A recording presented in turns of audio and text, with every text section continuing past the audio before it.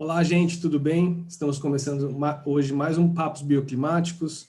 Hoje teremos a presença da Veridiana Scalco, pesquisadora da UFSC, do LabCom, doutora pela UFSC também, né? E sócia do Janela Lab, né, consultoria.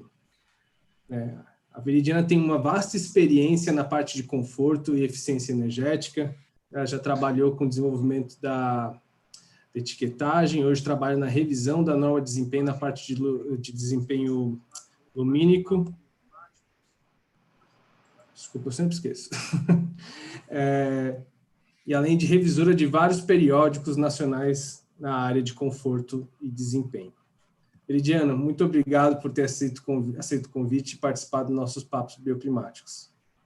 Bom, eu que agradeço, Thiago, obrigada, boa noite, né, a todos. Para mim é uma satisfação enorme, né, esse convite que vocês fizeram, né, de a gente estar junto aqui conversando um pouquinho, né.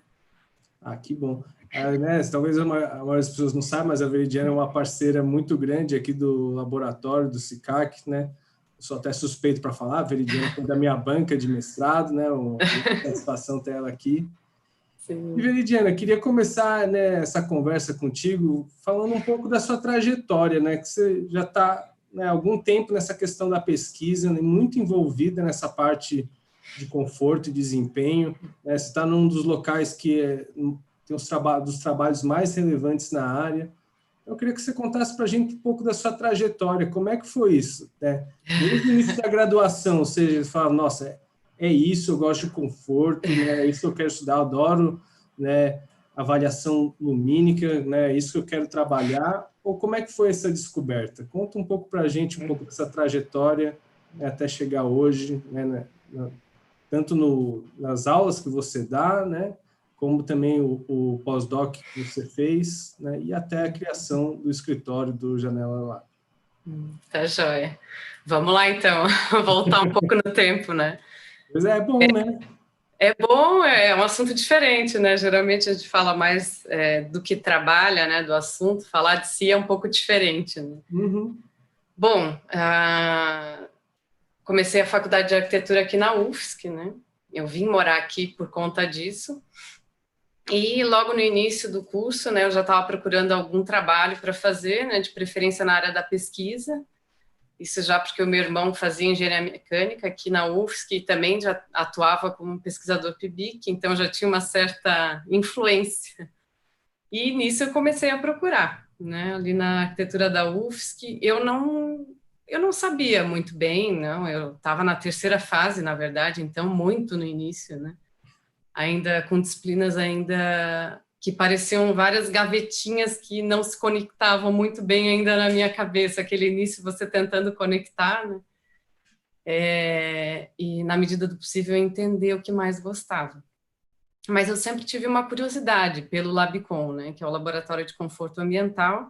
Desde a primeira fase a gente já frequentava, né, analisava as maquetes no SolarScope e tudo mais, então era um laboratório que tinha, até hoje, na verdade, né, uma série de equipamentos didáticos, né, de suporte ao projeto.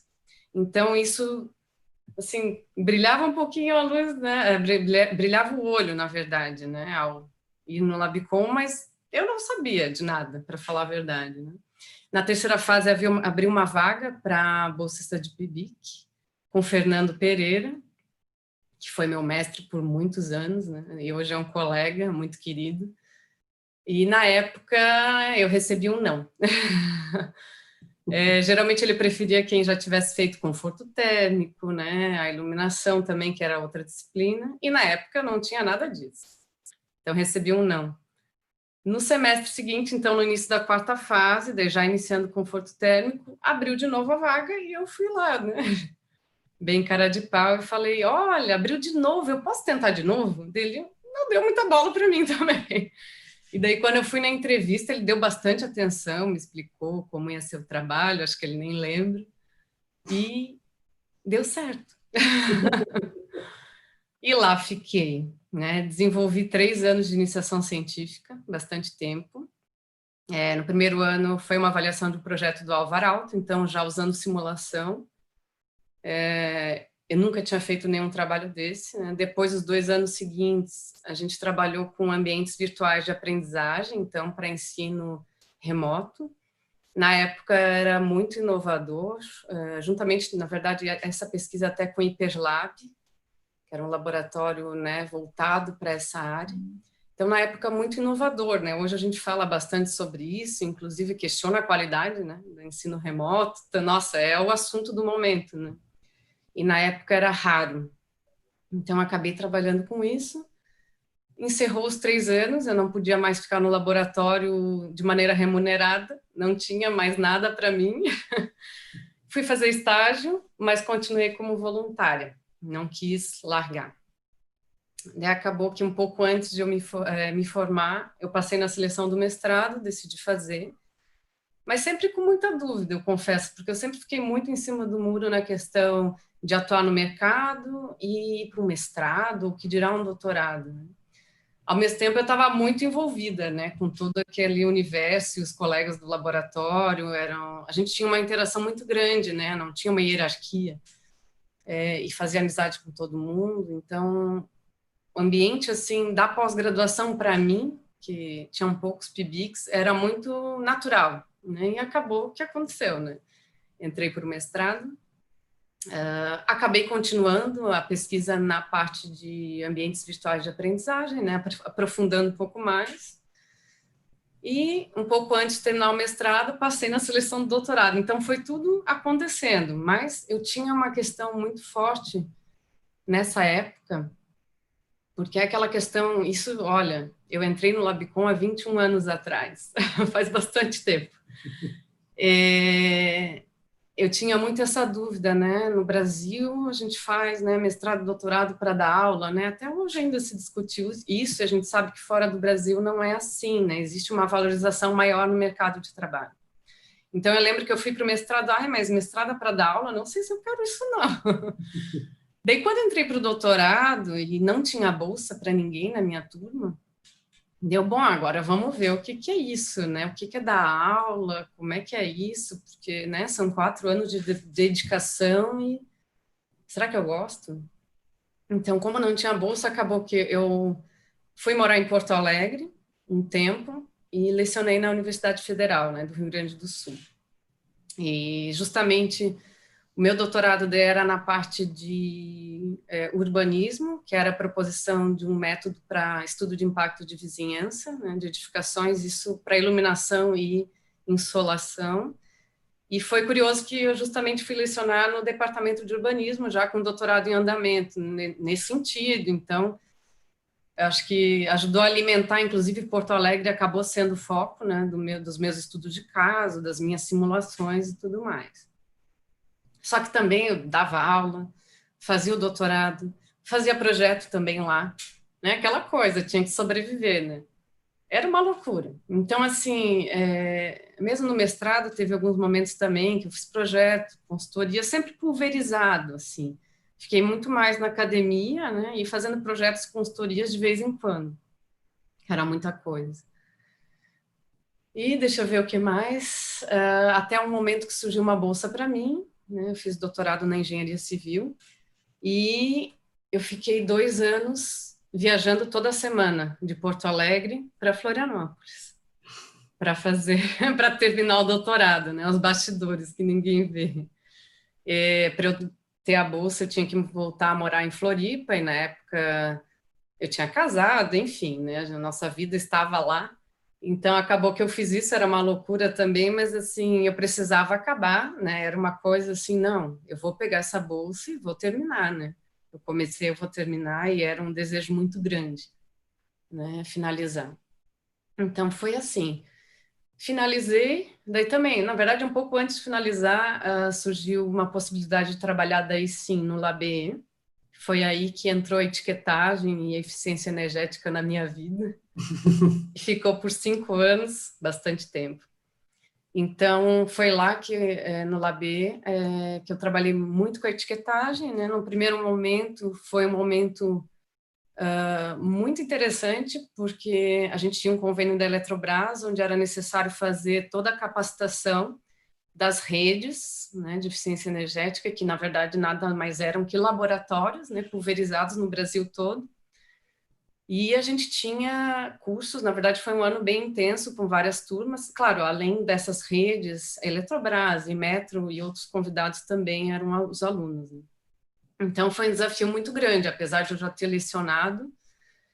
Eram professores, meus mestres, na verdade. Foi ali que eu conheci o Caio também foi meu aluno na época, e conheci muita gente no Brasil. Então, esses 5 anos que eu fiquei no LabE foi um momento, assim, de expandir o network, né, na academia e conhecer melhor as pessoas, os trabalhos dos laboratórios, enfim. E também foi um período muito rico, em função da estrutura, né? O LabE, na época, hoje é CB3E, né? A gente tinha uma série de atividades para cumprir, e as atividades, a gente tinha núcleos, enfim, toda uma estrutura, né, para gerenciar isso. A gente trabalhava, era quase uma empresa, vamos dizer, na questão da organização, porque eram muitas atividades, né? Então, a gente tinha que, né, fazer o site do PBA Edifica, respondia fórum, manual da etiquetagem, daí cursos. Nossa, até a questão também eu lembro muito bem da nossa participação ativa ali, para a transformação, né, do RTQC em obrigatório, né, para edificações públicas federais. Foi uma luta muito grande, uma série de pesquisas, documentações e tudo mais, e uma vitória, né, no final. Então, assim, foi um período muito rico no sentido, então, de network, né, de conhecimento, e de uma importância muito grande, né? Eu, pelo menos, assim, sou muito grata, né, ao Lamberts, que me concedeu essa passagem aí nesse período, porque foi bem isso, um momento muito rico, acho que do Brasil, né, na questão do desenvolvimento da etiqueta. Depois, o que aconteceu? Bom, fiz 2 pós-doutorados lá nesse período e surgiu uma vaga para professor visitante na pós-arc da UFSC. E eu dei entrada no processo e passei. Então, daí lá fiquei 2 anos, então era um serviço remunerado, enfim, né, onde eu só atuava na pós-graduação, né, com pesquisa, a disciplina, né, que eu dava na época até hoje, né, eu leciono o projeto bioclimático, juntamente com o professor Martim, e ao acabar, na verdade, o meu contrato, acabei me credenciando, fui convidada a fazer o processo de credenciamento e estou lá até hoje, daí agora, né, como voluntária, professora credenciada, daí orientando o mestrado, né, e trabalhando com pesquisa e seguindo na disciplina. Nesse meio tempo, daí também eu lecionei um pouco junto com o pós-doc, depois desse vínculo, lecionei na Unisul, que é uma universidade particular aqui de Florianópolis, então fiquei um tempo lá. E no ano passado também, acho que deu quase um ano, eu lecionei na UFSC, daí como substituta, e na área daí, diversas disciplinas, mas justamente na área de conforto ambiental, na parte de iluminação, né, que é a minha área do coração. Então foi uma experiência muito, eu posso dizer que emocionante, assim, foi muito impactante estar na sala de aula, no lugar, né, onde eu me formei, né, assim, especialista em iluminação. E daí, por último, né, vamos falar nos últimos tempos. Meu contrato foi até maio, então bem no período da pandemia, né, e por uma questão burocrática não foi possível renovar, né, era a intenção do departamento renovar, não foi possível, e eu já vinha me preparando também, o que eu vou fazer, né? Vou fazer alguma coisa. Continuar na pós, eu continuo, e daí que surgiu o Janela Lab, né? Daí que surgiu o que eu tenho feito aí nos últimos tempos. Não sei se tem alguma questão, eu estou falando igual a metade. Falei tanta coisa, passou um filme. Não, pois é, mas é bom assim, até porque eu acho que botar as coisas em perspectiva mostra que, né, apesar... Não, estou te escutando, Thiago. Não? Está sem áudio. Sério, você não está me escutando? Eu tô... Não, ainda não. Não. Peraí, eu acho que é o meu. Peraí. Tá. Agora sim. Está me escutando agora? O problema era aqui. Agora eu estou escutando. Não, é que eu acho muito interessante aquilo que você colocou, né, eu acho que até, eu acho, primeiro, né, falando da questão de botar em perspectiva, né, mostra que as coisas, apesar de às vezes não serem, né, ter um plano desde o início até o fim, mas as coisas elas vão uma encaixando na outra, né, meio natural, né, esses desdobramentos. Mas eu gostei muito de uma questão que você colocou, né, que eu acho que foi permeando a sua fala, que é que até por uma questão de necessidade não dá às vezes para vou só fazer o mestrado, só fazer o doutorado, né? Existe uma demanda até a nossa realidade, né, financeira, vamos dizer econômica do Brasil, de como é a pós-graduação, obriga a gente a fazer outras coisas, né? E que acaba que cria um pouco dessa questão que eu acho que hoje talvez seja mais latente. Você coloca, eu acho que bem que fazer mestrado, fazer doutorado é só para quem vai ser professor, né? Então, eu acho que mostra um pouco daquilo que a gente estava conversando antes, né? Que não existe mais só professor, ou só pesquisador, ou só consultor, né? Você acaba fazendo de tudo um pouco. É projeto, é consultoria, é pesquisa, é dar aula, né? Eu acho que isso é muito interessante, né? Então, não sei, mas assim, queria que você falasse um pouco, porque até por sinal você já leciona há muito tempo essa parte de projeto bioclimático, a parte de ateliê, e até depois a gente vai falar da próxima série de lives que tem a ver com isso. Como é que você vê essa questão do conteúdo mais técnico, esse conteúdo mais científico, né, da consultoria, da pesquisa, entrando no projeto? Como é que você tem feito nos seus projetos para isso entrar, ou nas consultorias que você faz? Olha, isso não só aqui, né? Acho que tantos pesquisadores do mundo eu já ouvi falar, né? Então, essa questão, primeiro, da transposição, né? Entender qual é o objetivo daquele trabalho que vai ser feito, né? Seja um projeto, uma consultoria para uma norma é diferente de uma consultoria, então, para uma certificação, né? Que é diferente de um projeto, só se a gente trouxe, assim, só trazendo 3 horizontes, né? Eu acho muito o seguinte, daí falando de hoje, né? A gente tem muitas ferramentas, né? Técnica, isso daí falando também desde a graduação, até o que os alunos aprendem, o que eu tenho visto daí como docente é uma dificuldade de interpretar os dados. Daí isso falando na graduação, mestrado já muda um pouco, né? Os alunos, claro, já se especializa, mas falando assim do arquiteto que sai formado, né? Desse arquiteto que está entrando no mercado, e o papel do consultor, né? Acho que a gente tem muita possibilidade, então, de análise hoje em dia, inclusive com softwares, aplicativos que são gratuitos, né? Mas essa dificuldade de interpretação, ela é, assim, em todas as minhas experiências, também como orientadora de TCC e tudo mais, né? Mesmo que está ali fresquinho, né? Já teve a disciplina de conforto ambiental, a gente vê que nem sempre os alunos conseguem juntar. Daí falando nas gavetinhas, né? Aquela disciplina de conforto com a disciplina de projeto. Então, essa questão, daí, claro, a gente poderia falar horas, né, sobre ateliê vertical, horizontal, integração de disciplinas, né? A gente sabe que tudo isso é importante, mas eu vejo essa questão. Nem todo aluno consegue juntar, porque às vezes é o aluno que tem que juntar, né? Se a gente não tem essas relações entre disciplinas, né, parceiras, enfim, ateliês, né, que se juntam aí com disciplinas teórico-práticas, acaba que o aluno tem que fazer isso. Então, eu vejo essa dificuldade, então, eu acho que a gente tem que entender que existem ferramentas, mas o que é mais importante, né, porque aprender uma ferramenta tem tutoriais, hoje em dia a gente encontra no YouTube, enfim, mas o interpretar, né, é o mais relevante. O que você faz com aquilo? Né?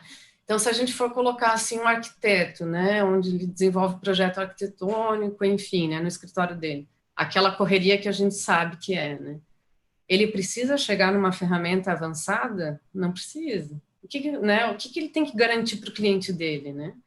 Claro que um projeto de qualidade, vamos falar em termos de conforto e desempenho, né?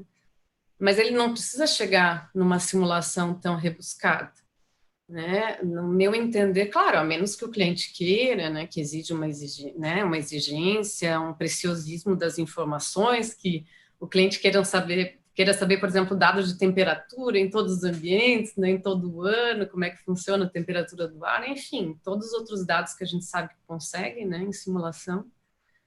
Então, eu acho que, assim, saber diferenciar. Então, existem as boas práticas, né, que os futuros arquitetos aprendem na graduação, às vezes tem essa dificuldade de juntar, né, mas que às vezes até com uma consultoria mais curta em termos de tempo, né, com uma conversa com um profissional, às vezes ali já resolve a entender que aquele projeto está indo no caminho certo, né, para atingir o objetivo, seja conforto, desempenho, enfim, né. Esse caso é diferente de uma norma, né, que a gente tem que cumprir, como é a norma de desempenho, por exemplo, então já é obrigatório, então é outra demanda, que daí nesse caso é mais uma questão assim que eu vejo das construtoras, né, muitas vezes tem dificuldade de fazer a leitura, né, de um relatório técnico, né, dessa consultoria, né, então, mas enfim, daí a gente já tem essa questão daí mais técnica, né, como eu falei, e tem a questão de uma edificação, então, que não está nem nas boas práticas e nem ali na norma de desempenho, que seria a régua, né, do que a gente divide o que é o mínimo, né, o mínimo possível, né, de se edificar em termos de desempenho. E ainda a terceira seria aquela edificação de alto desempenho, daí é aquela questão, né, de uma edificação de excelência, que envolve daí muito mais rigor, né? Inclusive nos índices que a gente usa, né, para avaliar, não só as ferramentas. Então, eu vejo muito claro essas diferenças, né? E um dos anseios, daí eu falo em termos pessoais, é uma questão, talvez seja um pouco sonhadora, mas ela para mim é muito claro, assim, que a gente tem mercado para várias, né, atuações, mas que a gente sabe que hoje no Brasil uma edificação de alto desempenho, muitas vezes, né, ela vai para ela tem uma série de tecnologias, né, mais avançadas, é um projeto mais caro, e daí de repente a gente se confronta com uma pandemia onde a gente tem habitações que faltam até janelas, né? Então, para mim, essa dualidade, né, das realidades é muito dolorido, vou falar assim. É algo que fica em mim e não sai. Assim, eu penso muito em relação a isso. Então, eu acho assim, até falando num leque, né, acredito que hoje, a minha geração, as gerações que vieram depois, se a gente for olhar ao nosso redor, né, até comparando com a geração, por exemplo, do meu orientador do doutorado, onde poucos faziam pós-graduação, né, entrava na federal, às vezes ali até nem mestrado, enfim, né, ou só mestrado, e por aí vai. Hoje a gente vê como, principalmente as universidades federais, elas não conseguem, né, abraçar esses profissionais que saem super especializados, né, que fizeram mestrado, doutorado, estão super capacitados, e tem uma gama de profissionais, bons profissionais, né, e que começam a se colocar, né, como você falou, na docência, seja, claro, federal aqui eu estou pontuando, mas nas particulares, né, cursos de pós-graduação pagos, daí o escritório, enfim, fazendo projeto de consultoria, mas eu acredito, assim, que tem campo para muito mais, né, inclusive para uma diferenciação, né, buscar o diferencial dentro desse mar de pessoas super especializadas, a gente tem muito onde atuar, né? Eu vejo assim, às vezes assim, uma grande empresa, né, que presta consultorias na alto desempenho, certificações, às vezes demanda uma estrutura muito grande, né? A gente sabe como funciona, né, uma empresa no Brasil, e os encargos e tudo mais, né? Mas se você não tiver todo essa equipe, né, você pode ainda fazer, né? Pode fazer para um outro público, com outro objetivo, ou num formato viável, para que mais projetos se beneficiem, né? Claro, talvez não seja o alto desempenho, mas se beneficiem para a gente trazer justamente aquela questão, que é conforto, bem-estar e saúde para os usuários, né? Então, eu acredito muito nisso, de coração, assim, que a gente tem muito campo para se diferenciar, mesmo trabalhando, né, em conforto no Brasil. Pois é, eu acho que assim, né, às vezes a gente se espelha muito em outros países, né, a gente tem desafios muito diferentes, às vezes a gente não precisa pensar só no edifício de alto desempenho, né, a gente não tem uma gama muito maior de atividades para acabar, né, se envolvendo. Mas acho que você tocou num ponto muito importante, né, que o perfil do profissional também está mudando, né? Então, às vezes, está se capacitando mais, está se especializando, Exato. mas talvez o mercado ainda ele não se transformou, de certa forma, para absorver da melhor forma esse profissional, né? Exato. Então, eu acho que assim, até foi um tema um pouco recorrente nessas últimas lives, perceber assim, né, que no caso foram, né, profissionais que têm se especializado muito, têm conseguido, né, colaborar com diversos profissionais, mas o nosso mercado ainda tem um pouco uma mentalidade que o arquiteto ele vai fazer tudo, né, daquele que faz o design de móveis, objetos, interiores, arquitetura, né, o urbanístico e até mais coisas, né? Às vezes não tem uma rede de colaboração, mas muito do que foi apresentado aqui são pessoas que estão conseguindo desbravar isso e criar essas redes, né? Exato. Não sei o que você acha disso, Veridiana. Como é que está sendo a experiência com janelas agora? Bom, Janela Lab, como é que foi, né? Ele iniciou em abril, então, na verdade, iniciou no Instagram, né? Vamos colocar assim, né? Um meio de comunicação. Já antevendo a questão do meu contrato, né? E era uma coisa que eu tinha muita vontade de participar. Como eu fazia sempre assim, projeto, consultoria, dando aula e aula na graduação, eu gosto muito, mas realmente toma bastante tempo, né? É uma dedicação muito grande.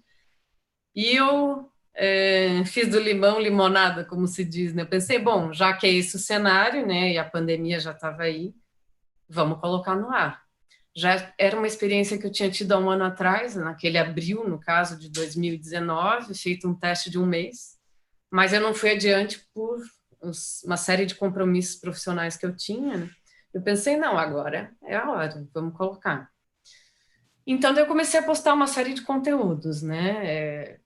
Na verdade, e acabar, né? Eu pensei, bom, eu até falando aqui, eu sou mãe de 2 crianças, né? Vamos tocar no assunto, porque eu acho que isso é relevante também, uma de 3 e uma de 6, né? Então, a maternidade também ocorreu no meio de tudo isso, né? Eu sempre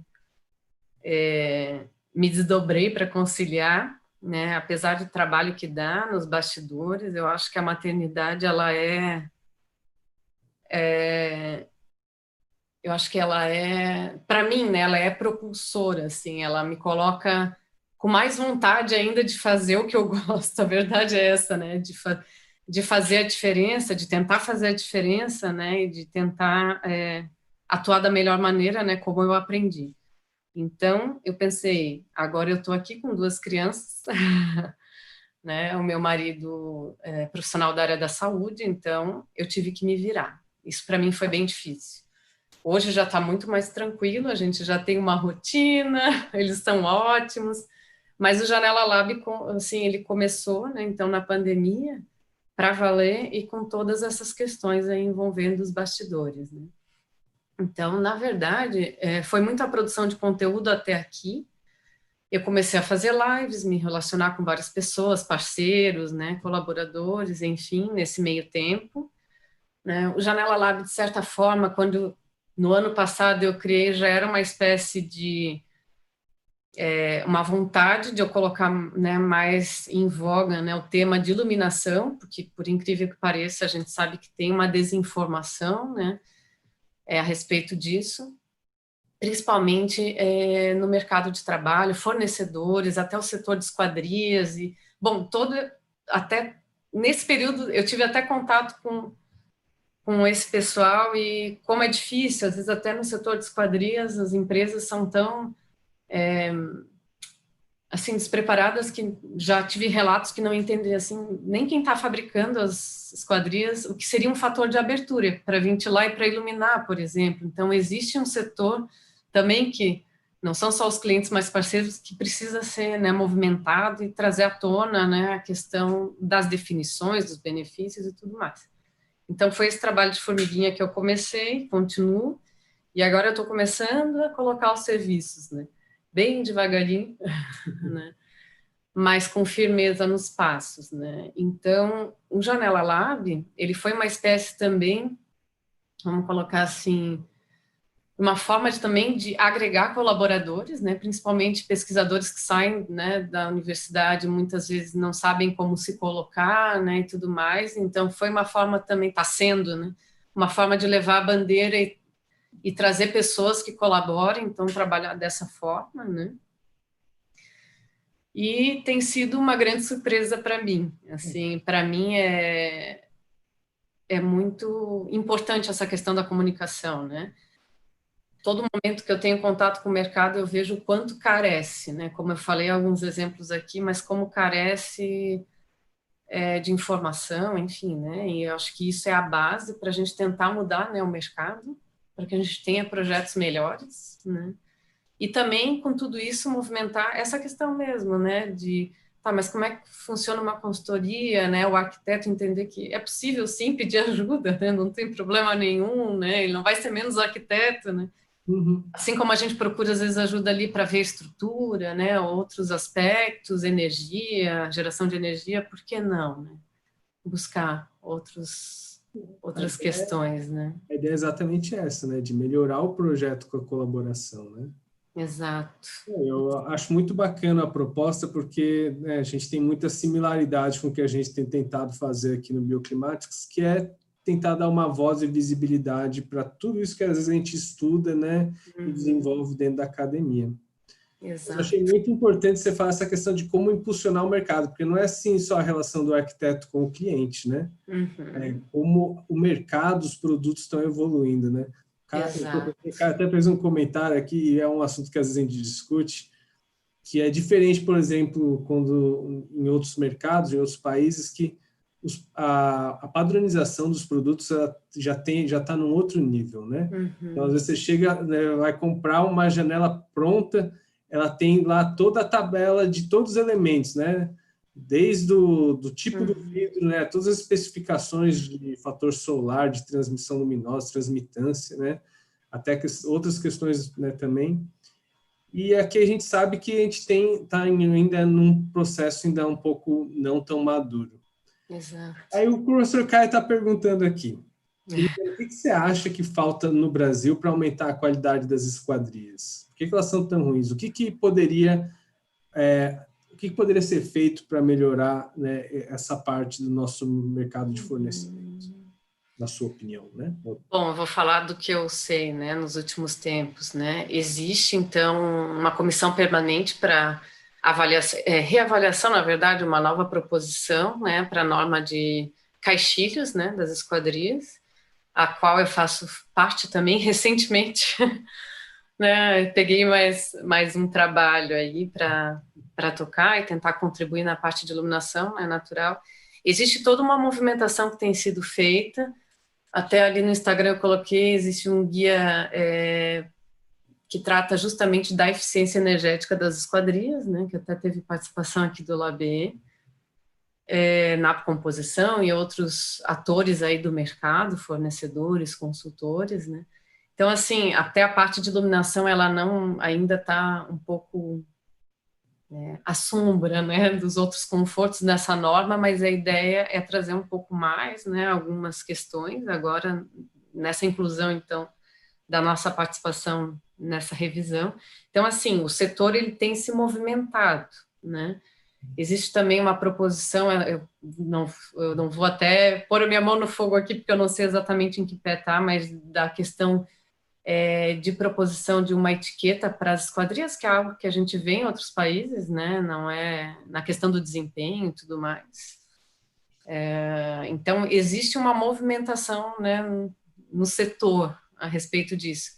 Mas existem empresas e empresas, né? Tem grandes empresas que eu noto, né? Então, na minha pequena avaliação, né, desse ano aí, participando um pouco mais, né, do setor. Existem empresas, então, que estão mais preocupadas com desempenho, né? São produtos, com certeza, alto desempenho, né? Com um preço mais elevado, mas com essa garantia, né, de qualidade. E existem as empresas, assim, que a gente sabe que tem todo um problema, né, de infiltração, né, e tudo mais. Certa dificuldade também da padronização, né? E por aí vai. Eu não sei afirmar muito bem o que dá para fazer, né? O que eu posso contar é assim, um cenário que eu tenho visto e conversado com as pessoas que está encaminhando, né, no sentido de melhorar. Tem várias pessoas trabalhando Não, em mas muito prol disso. promissor isso. Não sei se você combinou com a Lívia Martins, mas ela no YouTube, ela comentou um pouco antes de eu fazer a pergunta, não tinha nem visto, né? Veridiana, você acredita num programa de etiquetagem de esquadrões no Brasil? Não sei se vocês estão combinados, mas... Sim, acreditar, eu acredito. Eu acho que você conseguir, isso vale também para edifícios, assim como eu acredito, né? Sendo uma metodologia séria, né, cuidadosa e testada, a gente está conseguindo saber que produto está colocando em casa, né? Ou seja, o edifício que for, né? Qual uso for. Então, é uma forma de o consumidor entender o que está levando, né? Assim como os equipamentos em casa. Então, sim, eu acredito, né? Desde, né? Dentro dessas premissas aí, né? De uma metodologia clara e adequada. Não, e é muito interessante isso que você coloca, porque conversando com a Kellen Dornelles, ela estava falando da questão de tintas, né? Ou de outros sistemas, né? Ela também está muito envolvida com telhas, né? Então, falando exatamente disso, uma contribuição muito importante que a academia pode ter, né, é ajudar a levantar essa régua, que nem você falou na questão, por exemplo, de padronização de normas, né?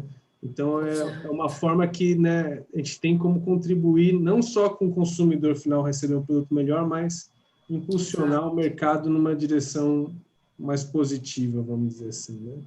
Exato, e a questão até da norma, de trazendo a questão da norma de desempenho, um trabalho que a gente está desenvolvendo há um bom tempo, não só, no caso ali, o nosso grupo, a parte de iluminação, né, mas outros grupos também, as outras partes. É um trabalho muito sério no sentido de que é feito, claro, tem um trabalho bem grande na academia e ele é todo voluntário, não tem custeio para isso, então é por amor à camisa mesmo, né? Mas tem uma série de pesquisadores, então, que estão atuando. Existe a colaboração de diversos consultores, né, de grandes empresas, né, no país, testando, ajudando a ver, não, mas será que não muda? Como é que faz? E uma série de apresentações que são feitas agora com a pandemia, até nem tanto, mas de levar, né, esse trabalho, levar para o setor da construção civil e discutir, né? Então, não algo que seja feito, né, entre quatro paredes, né? Tem muita colaboração, né, de vários setores para que ande, que realmente seja uma metodologia coerente, né? E de fácil aplicação, né? É uma loucura, né? Coerente, de fácil aplicação, precisa, né? É bem difícil lidar com norma e regulamento, não é fácil. Não, e é muito desafiador, né? Porque às vezes a gente tem uns ideais que a gente quer chegar, mas às vezes não é o que é alcançável ainda, né? Eu lembro de acho que foi uma fala do Lambert, uma palestra, dizendo, né, que se a gente fosse olhar a etiquetagem, por exemplo, de compressores, de geladeira, do começo dos anos 2000, que eram A, hoje eles seriam E, né? Isso, então, na vai verdade, mudando. é incremental, né? As coisas vai impulsionando a indústria numa direção. Às vezes não é onde a gente gostaria de já estar, mas é o que a gente... consegue, são forças, né? Consegue. Isso. Nossa, não é algo simples. Com certeza. Veridiana, eu queria até fazer uns comentários que o pessoal aqui no chat está colocando. O Rafael Giareta. Boa noite, pessoal. Ótimo ver a professora Veridiana sobre o tema. Né? Caio também está falando aqui. A Lívia Martins também, né? Também está Veridiana super querida. O pessoal está lembranças lá do chat. Legal. E aproveitar aqui, já que você é super especialista, né? Eu acho que você comentou bem, eu acho que essa questão de simulação, a gente tem, não basta ter a ferramenta, tem que entender, né? Simular, na verdade, né? Quando a gente fala aqui com os alunos nos cursos, simular é a parte do meio, né? O que vem antes e o depois, que é o trabalhoso, que é o que pode realmente te ajudar. Né, e aquela coisa, às vezes não precisa ser a ferramenta mais complexa para conseguir te ajudar. Muitas vezes a carta solar é a das que são mais úteis, né? Mas falando nas ferramentas de simulação propriamente ditas, né?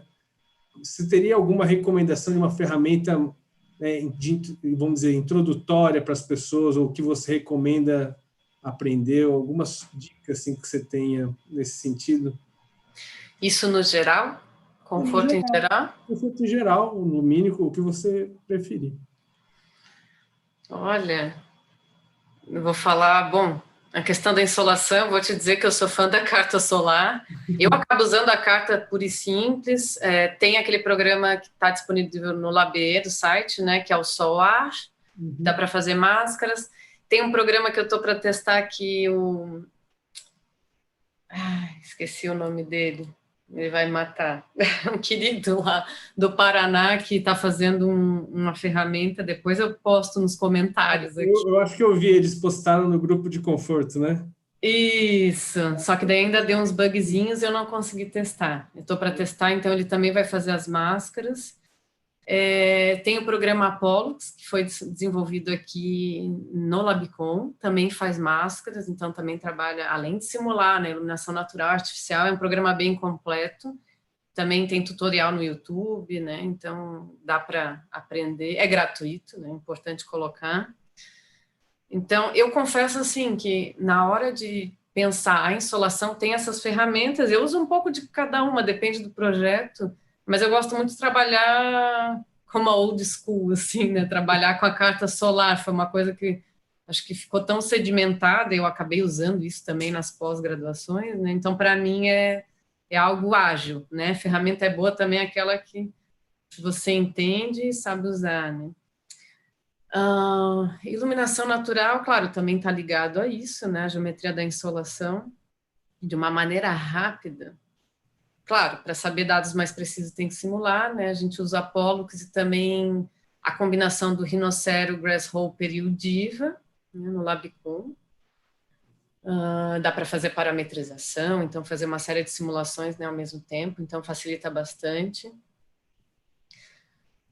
Uma coisa que eu gosto muito, daí tem a ver com a literatura, que foi a escola do Fernando Pereira e foi o que eu usei no mestrado, que é o modelo de Moore, está até na minha dissertação, que é justamente uma forma de entender a iluminação junto com o estudo dos planos dos ambientes, né? Os níveis de luminância das superfícies, o tamanho aparente delas de acordo com em que local é todo um espaço. É um modelo que eu usei no mestrado e eu acho muito...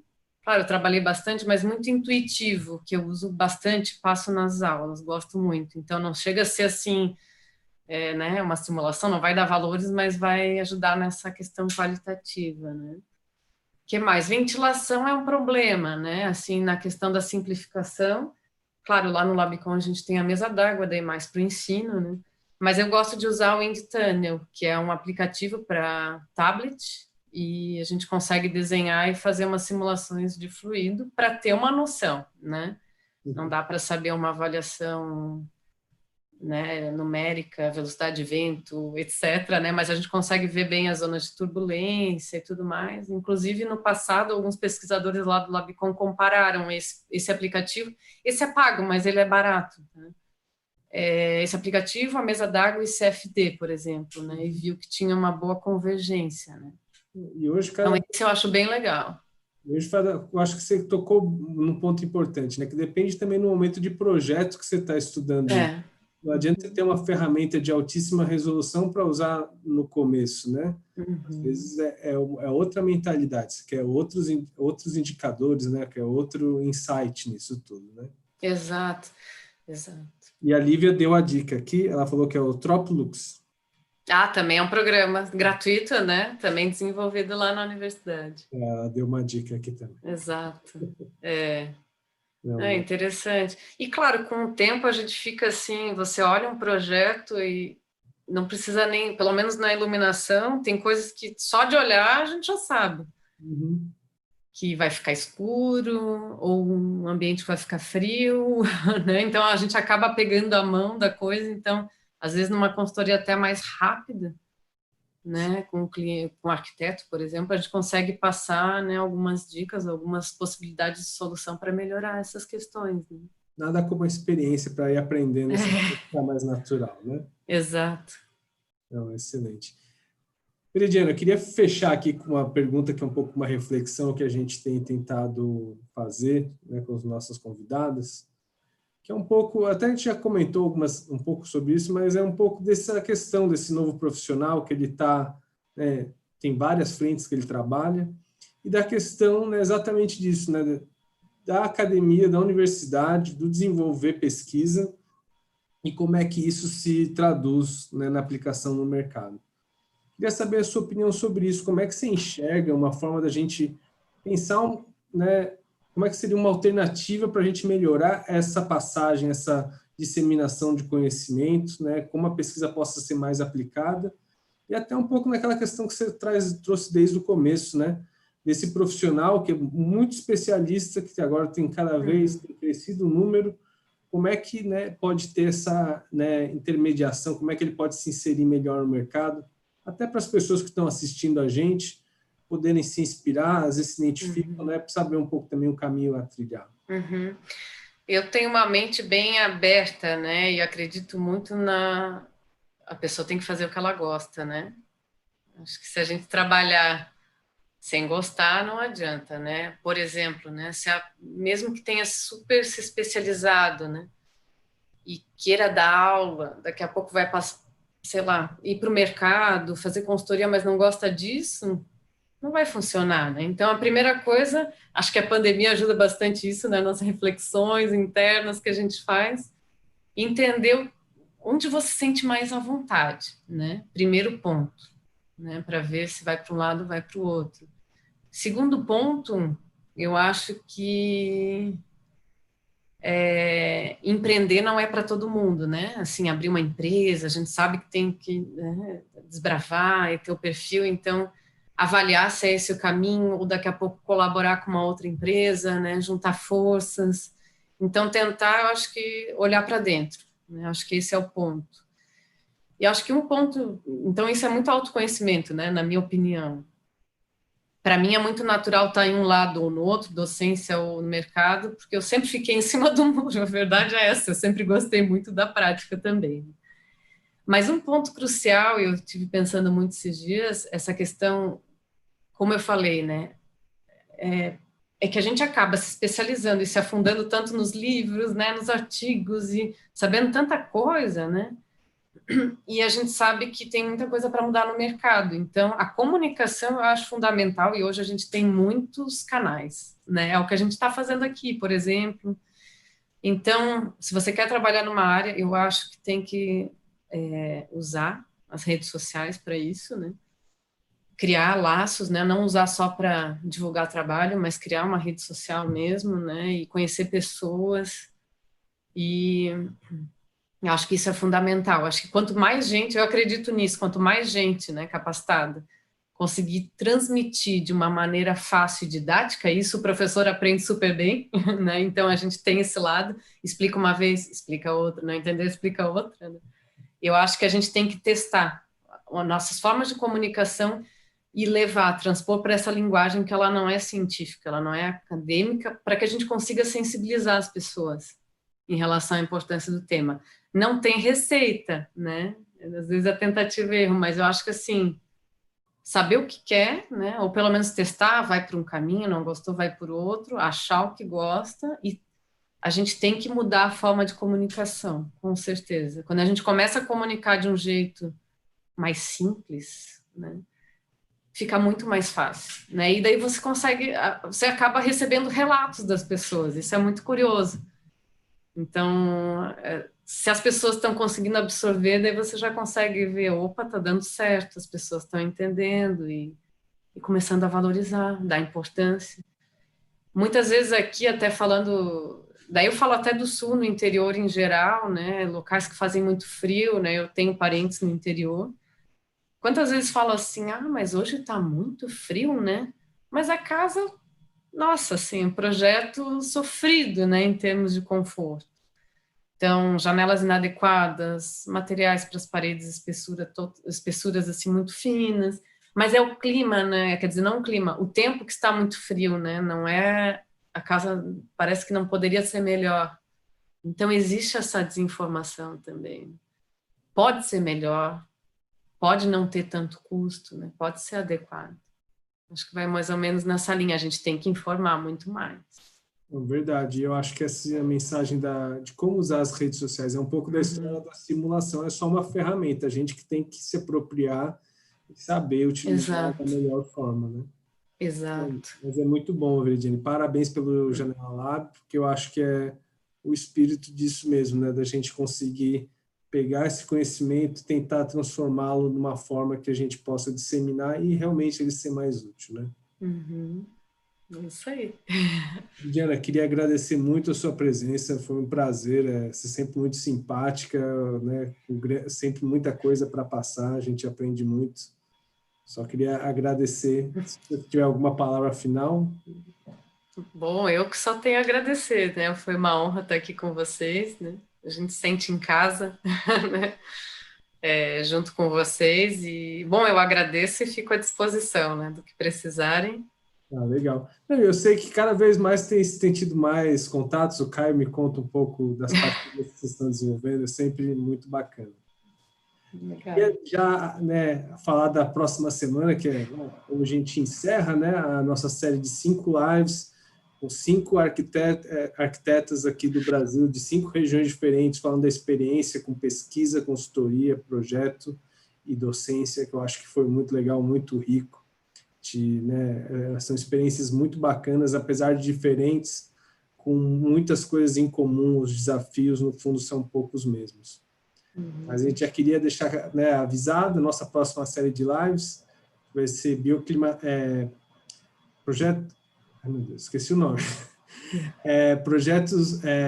bioclimatismo em projeto, e a gente vai começar a série com a professora da UFAL, a Juliana Oliveira, que foi colega da Veridiana, acho que foi colega da Lívia também, então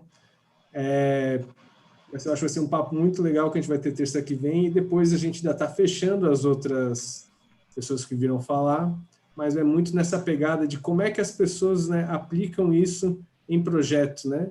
Juliana, né, dá muito aula de projeto, na parte de iluminação também. Então, como é que ela tem falado um pouco, eu acho que de certa forma hoje a gente também falou um pouco disso, mas é tentar ver como é que a gente aplica isso. Então, um pouco mais, né, na prática de projeto, eu acho que vai ser bastante interessante. Tá certo?